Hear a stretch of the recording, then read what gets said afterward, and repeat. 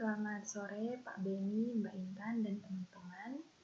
Di sini saya Kurnia Alvenita dengan NIM 181414193 akan membahas salah satu nomor pada ujian tengah semester kedua bagian 2 pada mata kuliah kalkulus diferensial kelas D. Di sini yang akan saya bahas adalah soal nomor 1. Di mana soal nomor 1 ini terkait turunan, yaitu diminta untuk menentukan turunan pertama. Oke, kita mulai dari yang bagian A. Tentukan turunan pertama dari Y sama dengan dalam kurung 7 dikurang 5T dipangkatkan 3. Nah, di sini saya menggunakan aturan rantai.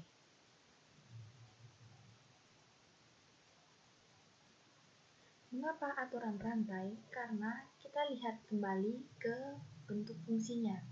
Di sini fungsinya memuat variabel T, tidak ada memuat variabel lain lagi. Jadi, mengapa kita menggunakan aturan rantai? Karena pada fungsinya hanya memuat satu variabel, yaitu variabel T. Lalu, karena menggunakan aturan rantai, jadi kita misalkan di sini saya menggunakan variabel U. U itu untuk 7 dikurang 5T. Lalu U diturunkan terhadap T. Diperolehlah negatif 5. Nah, karena 7 dikurang 5T itu kita misalkan U, maka Y-nya menjadi U pangkat 3. Lalu Y-nya kita turunkan terhadap U. Diperolehlah 3 dikali U pangkat 2. Lalu, untuk turunan pertamanya di sini saya tuliskan menggunakan aturan Leibniz.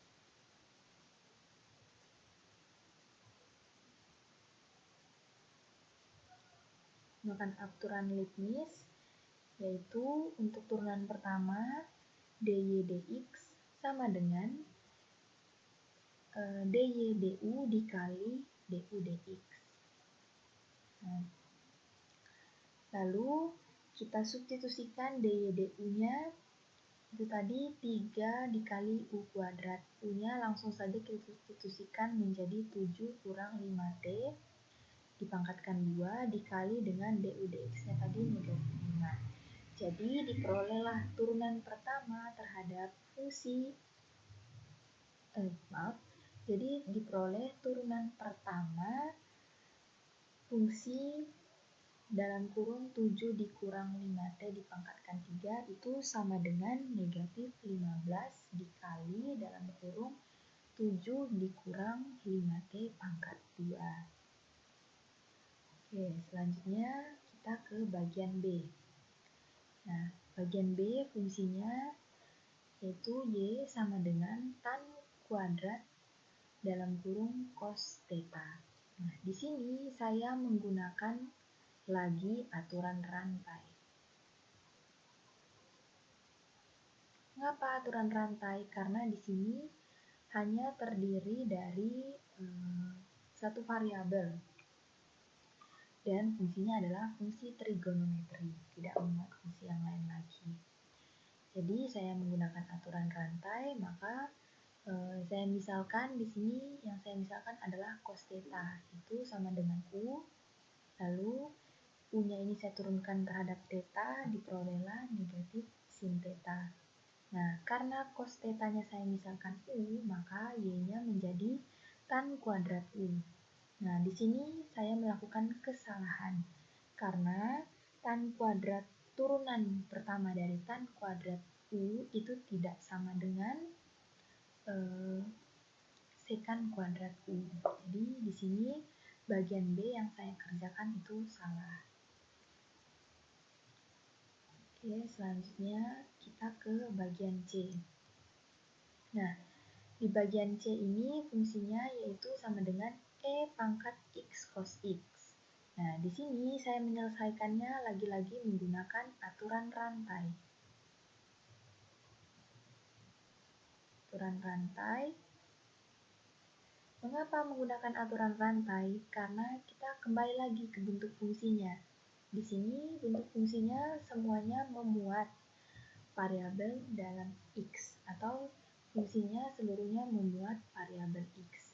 Jadi, itulah mengapa saya menggunakan aturan rantai. Nah, di sini saya misalkan P. P-nya itu adalah X cos X. Lalu kita turunkan X cos X-nya ini menggunakan aturan operasi perkalian pada turunan, yaitu U aksen P ditambah U P aksen. Jadi X-nya diturunkan terhadap X1, cos X-nya tetap. Nah, mengapa di sini dikurang? Karena cos X ini turunan pertamanya adalah negatif sin X. Jadi negatif dikali positif, negatif. Nah, lalu karena X cos X ini saya misalkan menjadi P, maka Y-nya menjadi Y sama dengan E pangkat P. Maaf, di sini saya keliru, seharusnya P.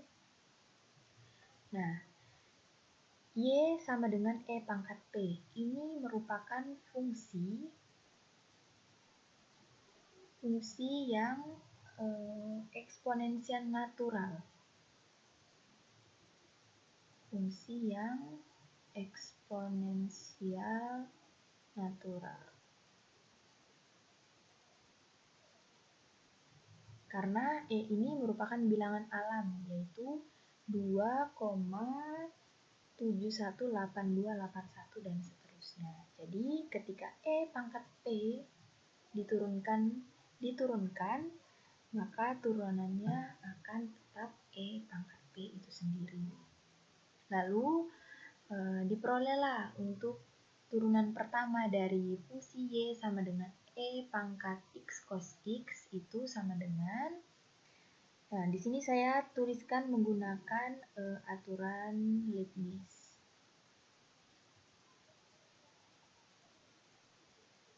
Yaitu dy dx sama dengan dy du dikali du dx. Lalu saya substitusikan saja dy du-nya tadi E pangkat P, di mana P-nya tadi adalah X cos X. Langsung saja, maka E pangkat X cos X dikali dengan 1 dikali cos X kurang X sin X. Atau, maaf di sini seharusnya ada dalam kurung lagi.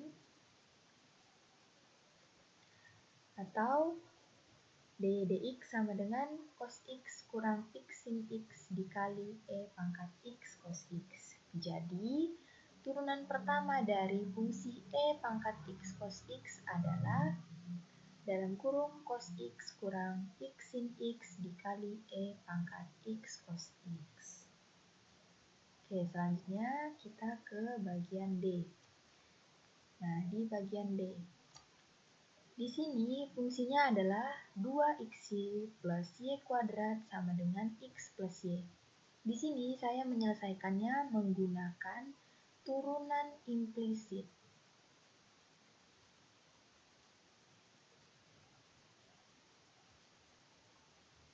Turunan implisit. Mengapa menggunakan turunan implisit? Nah, kembali lagi ke bentuk fungsinya. Nah, di sini kita lihat bentuk fungsinya tidak hanya memuat variabel x, tetapi juga memuat variabel y. Yang dimana y ini ketika diturunkan terhadap x tidak bisa langsung diturunkan.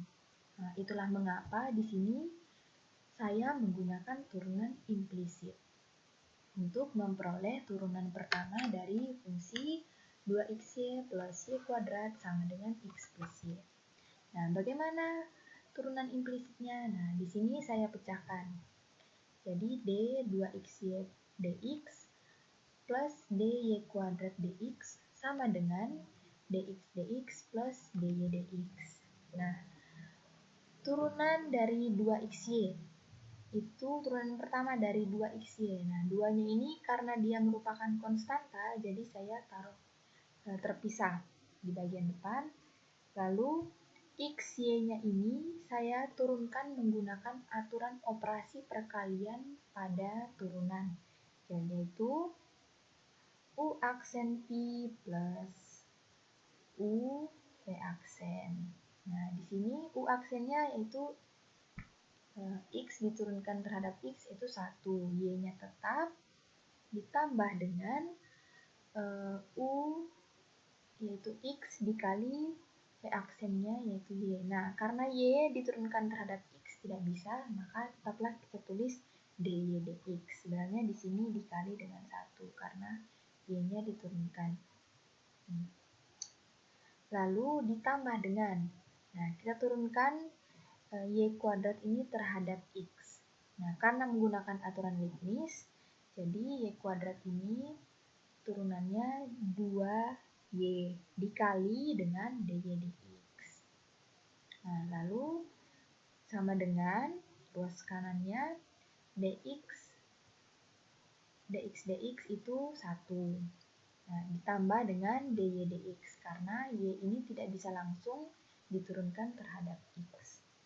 Lalu saya kali masuk 2-nya, diperoleh 2x plus 2x dy dx plus 2y dy dx sama dengan 1 plus dy dx. Nah, lalu di sini saya mengelompokkan. Untuk yang mengandung dy dx saya pindahkan ke ruas kiri. Lalu yang untuk tidak mengandung variabel dy dx saya pindahkan ke ruas kanan. Maka diperoleh dy dx atau turunan pertama dari fungsi 2xy plus y kuadrat sama dengan x plus y itu sama dengan 1 dikurang 2y per 2x plus 2y sama dengan kurang 1.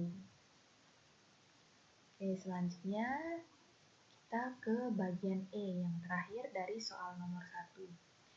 Nah, bagian E ini fungsinya yaitu Y sama dengan ln dalam kurung X kuadrat plus 3X dikurang 1. Nah, di sini saya menggunakan aturan rantai untuk menyelesaikannya.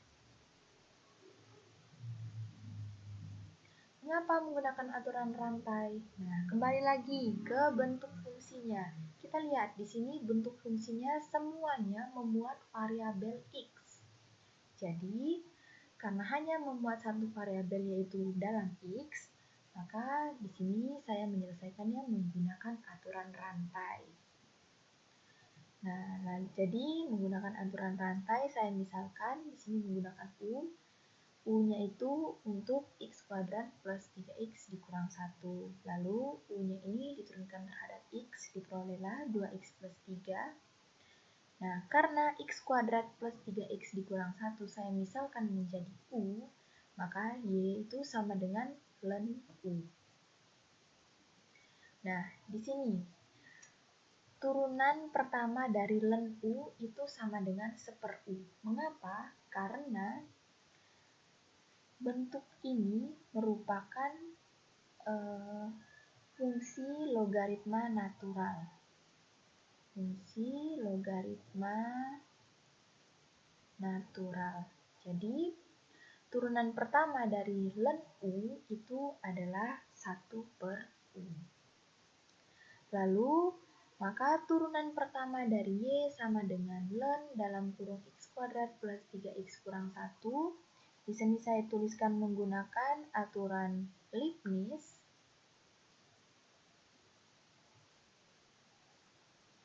Yaitu dy dx sama dengan dy du dikali du dx. Nah, dy du-nya tadi 1/U. Nah, untuk U-nya kita langsung substitusikan, yaitu X kuadrat plus 3X, X kuadrat plus 3X dikurang 1. Dikali dengan du dx-nya yaitu 2X plus 3. Maka turunan pertama dari fungsi Y sama dengan ln dalam kurung X kuadrat plus 3X kurang 1 itu sama dengan 2X plus 3 per X kuadrat plus 3X kurang 1. Oke, baik. Demikian pembahasan saya terkait soal nomor 1 pada ujian tengah semester yang kedua bagian 2 dari mata kuliah kalkulus diferensial. Terima kasih.